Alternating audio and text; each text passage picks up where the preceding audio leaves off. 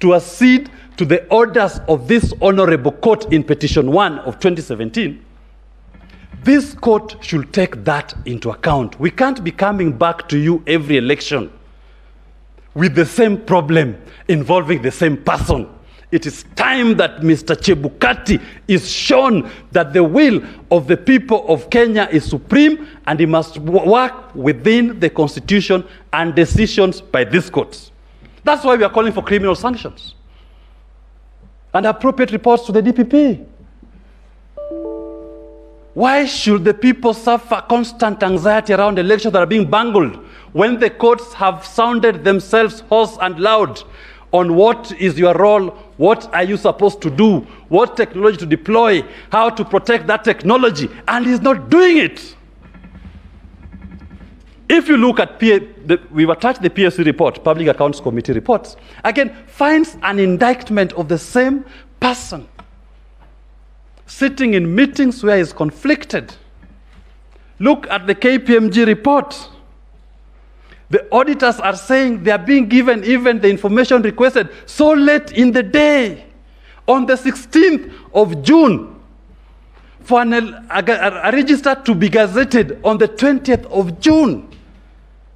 This was deliberate attempt to make sure that the election is compromised. Section 6 of the Elections Act required the register to be opened for inspection 90 days before the date, the notice of a general election. The notice came out on the 20th of January. The register ought to have been opened 90 days before the 20th of January for inspection. He didn't do it. He gave the auditors the report so late. But they still pointed out that your register has a problem, and he took no remedial action. He proceeded to conduct the elections in the way that he desired. What he ended up doing is what my grandmother, Sophia Magambo, calls Nairobi Karafu, pata potea. Nairobi Karafu to mean at the National Tallying Center. It is, and we've averted on our feed of it, the national chairperson of the commission called both Raila Odinga and William Ruto. The whole day, nobody knew who the winner was. Even the commissioners didn't know the results because tallying had stopped. I refer to the affidavit of the 11th respondents. They have confirmed even them, they were concerned. Why has the open display stopped? Why are you not announcing the results per constituency as you were doing before? That is what I'm saying my grandmother calls Nairobi Karafu. And my niece Mimi calls Piki Piki Ponki Pakamielo Disco. Because he called both of them. He called both of them. And he was the only person who knew who the disco would land on. It could have been either of them. It could have been William Ruto, it could have been Raila Odinga.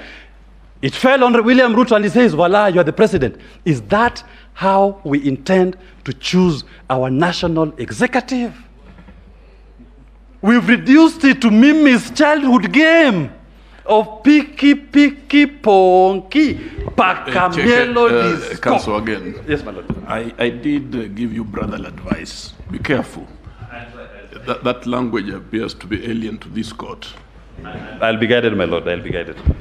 But the main point, so that we don't lose the crux of the point, is that the lack of transparency in the tallying and verification of the results, contrary to Article 10 of our Constitution, completely eroded public confidence in our Constitution.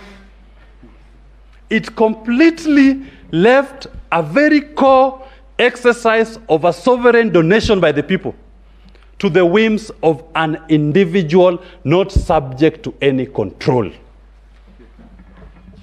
And that, my lords and my ladies, should not miss the attention of this court.